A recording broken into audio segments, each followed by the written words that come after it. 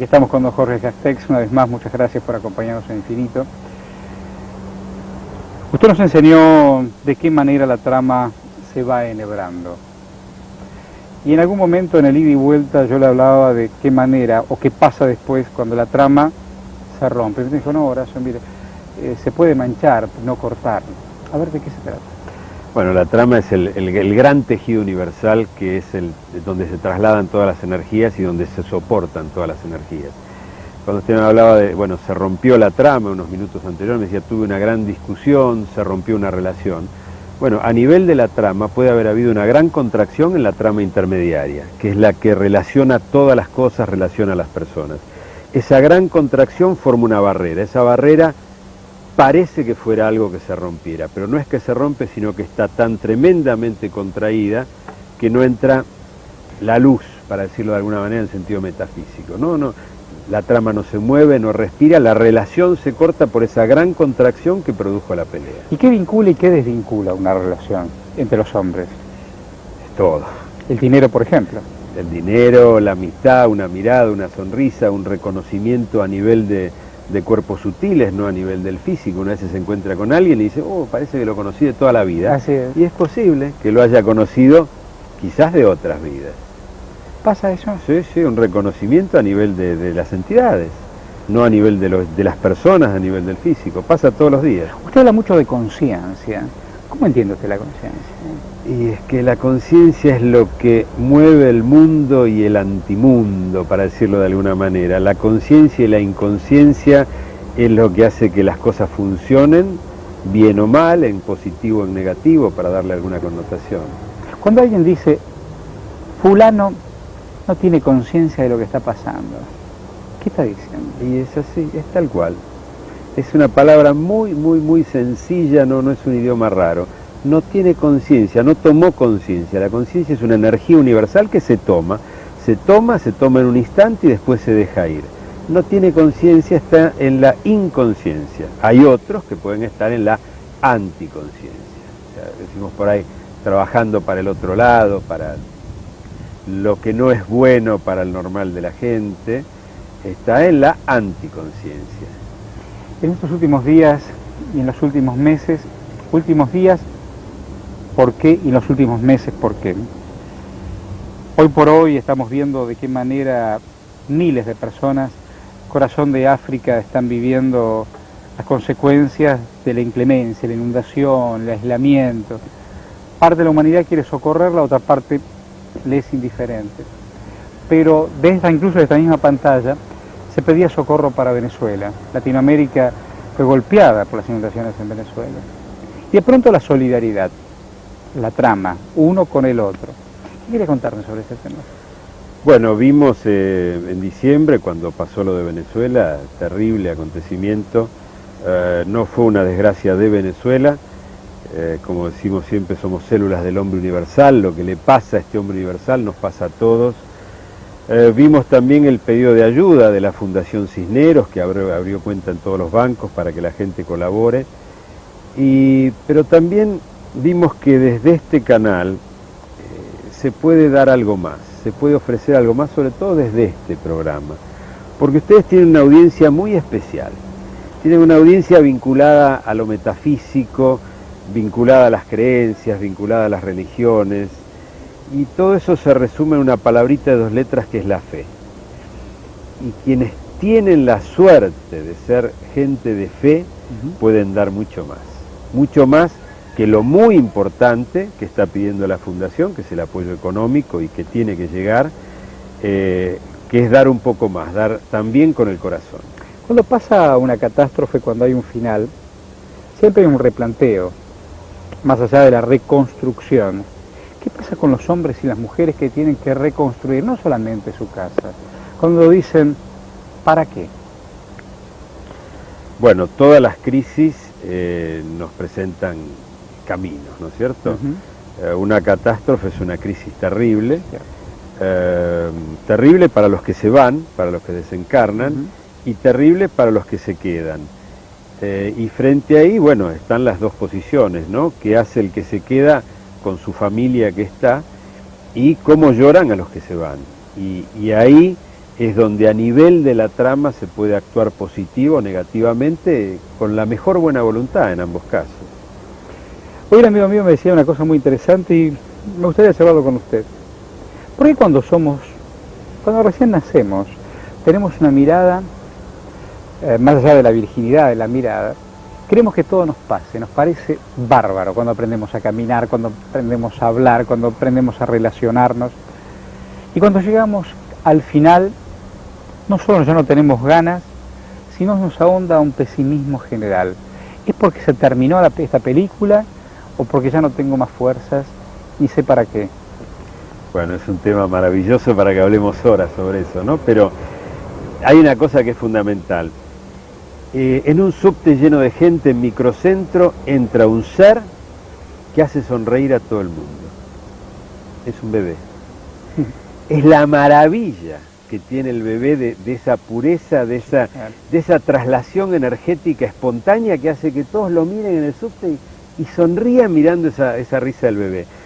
Pero lo del final, lo de que en el final en ese mismo subte sí, entra un anciano. sí. Más allá de cederle un lugar, nadie se sonríe por ese anciano. Y bueno, porque también muchas veces cuando llegamos a esa edad, y usted lo decía recién, nos falta proyecto. Ahí está. Y el que nos falte proyecto es que nos falta entusiasmo.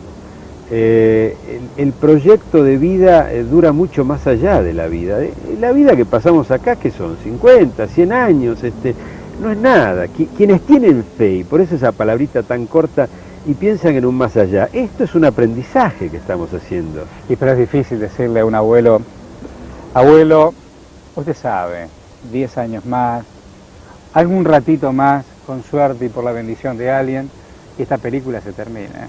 Esta película se termina. Pero los abuelos... El cine no es continuado. No, pero hay un intervalo y la película vuelve a empezar. Vuelve a empezar. Y los abuelos sabios nunca nos preguntan eso y nos enseñan hasta el último día esa sabiduría popular, ese amor que tienen los abuelos sabios, que han pasado por la inmigración, que han pasado guerras, que han pasado crisis, que han criado una familia. Realmente es sabiduría, y la sabiduría los ancianos la transmiten energéticamente, casi sin hablar. Usted habla de fe. Yo tengo que tener fe. Tengo que tener la fuerza necesaria como para pegarle para adelante. Tengo que dar fe solamente frente a las cosas que se ven, frente a las cosas que se sienten de verdad, las cosas tangibles o imponderables. Bueno, la fe mueve montañas. Podemos tener fe en este vaso y podemos tener fe en que todo el universo gira ordenadamente y hay alguien que lo ordenó y que lo está ordenando todos los días. Quien tiene fe es un afortunado, lo vuelvo a decir. Realmente es un afortunado, sea de la religión que sea o tenga fe en lo que sea. El que duda vive un calvario todos los días. La duda es el enemigo terrible. Mire, Jorge, Pex, ya venimos.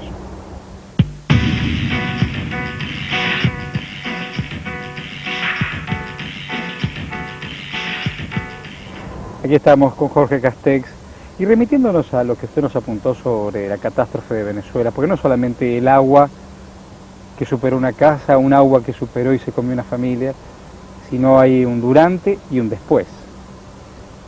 ¿Basta con juntar plata y reconstruir? Bueno, eso es muy bueno.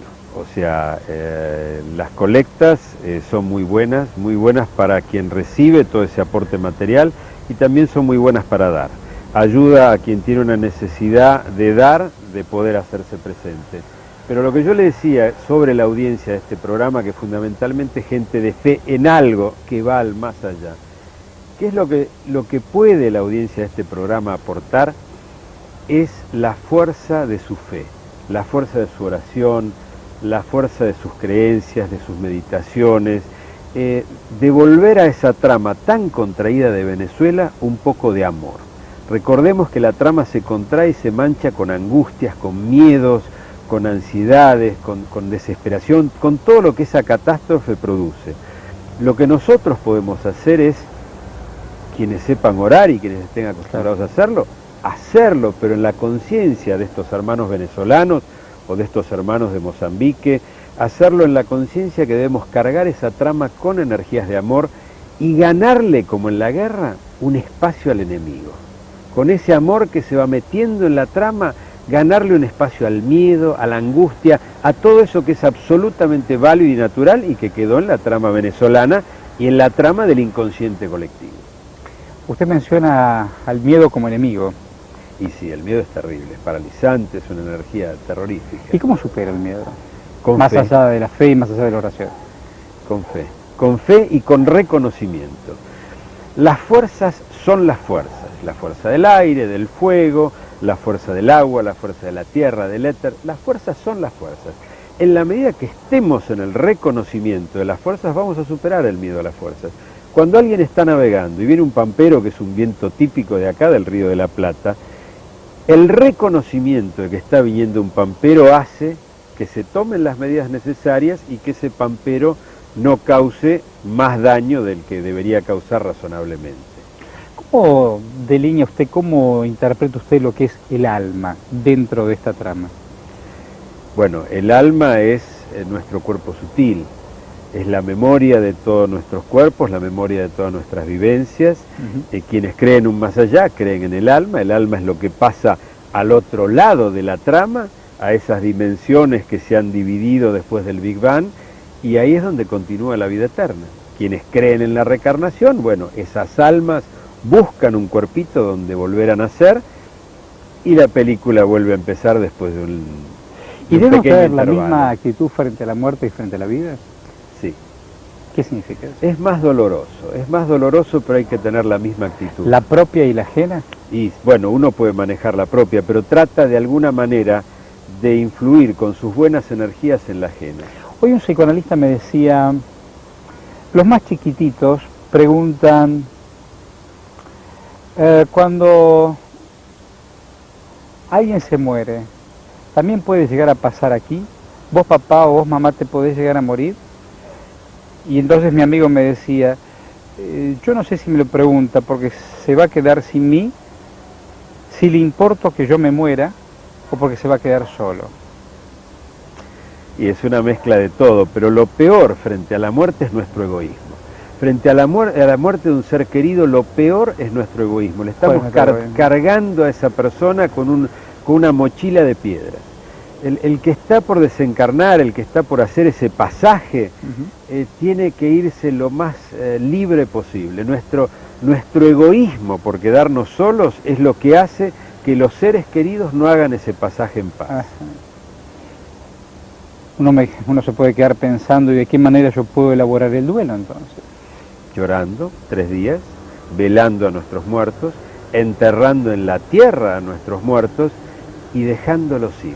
Estar en el reconocimiento de lo que fue, estar en el reconocimiento de lo que dio, de su lucha a lo mejor durante ese periodo de sufrimiento, de una enfermedad terminal, en el reconocimiento de la lucha que eligió esa persona para venir a tomar la experiencia de vida en este mundo manifestado. Esto tiene que ver con los humanos. ¿Qué pasa cuando una empresa se cayó? Se terminó. La empresa es un ser vivo y considerarla como un ser humano es fantástico, porque le pasan las mismas cosas. Las empresas nacen, se reproducen, mueren. Cuando una empresa se está por morir, podemos tratar de salvarla, que es lo razonable, igual que hacemos con un cuerpo humano. O podemos, si no hay forma de salvarla, tomarla de la mano y dejarla ir en paz. Tenemos que cuando es inexorable el retorno. Cuando es inexorable el retorno, tenemos que estar en el reconocimiento de lo que fue o de lo que quiso ser y no pudo ser. Estar en el reconocimiento, tomar la pérdida si hay pérdida y que esa empresa se muera en paz. Sin acontecimientos desagradables, sin peleas desagradables. Bueno, la empresa terminó su ciclo, la teoría del ciclo es inevitable, es una ley natural inevitable. Dejarla ir en paz. Nuestros proyectos, un matrimonio que no fue, hay que dejarlo ir en paz. A ver cómo es eso. Todas nuestras vivencias, todos nuestros proyectos, porque empresas es emprendimiento, ¿no es cierto? No estamos hablando solamente de fabricar tornillos. Claro. Todos nuestros proyectos forman una figura geométrica a nivel de la trama.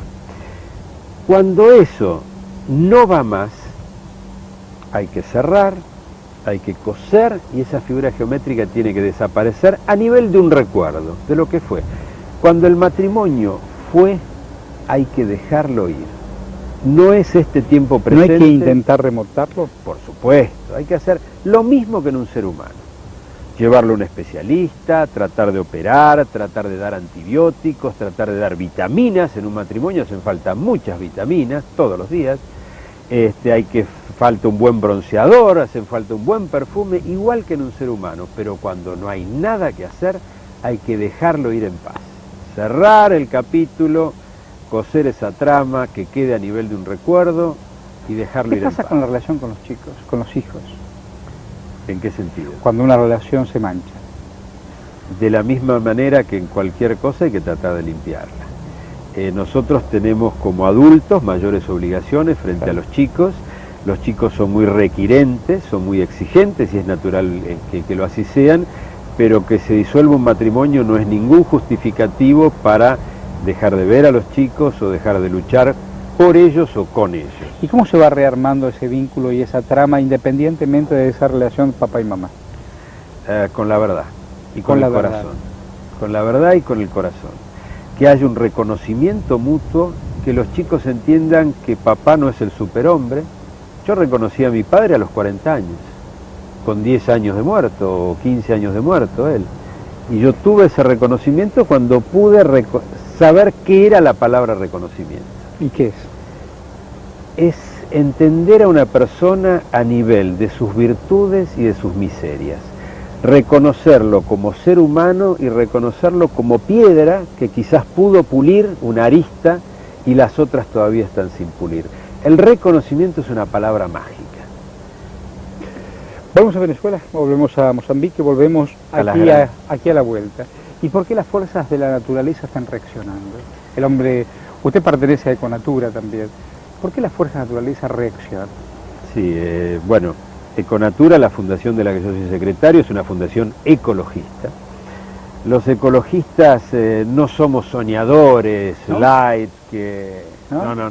Así como vimos a Greenpeace subirse o tirarse en la proa de un barco enorme con las aguas heladas, los que somos ecologistas, primero, reconocemos a las fuerzas.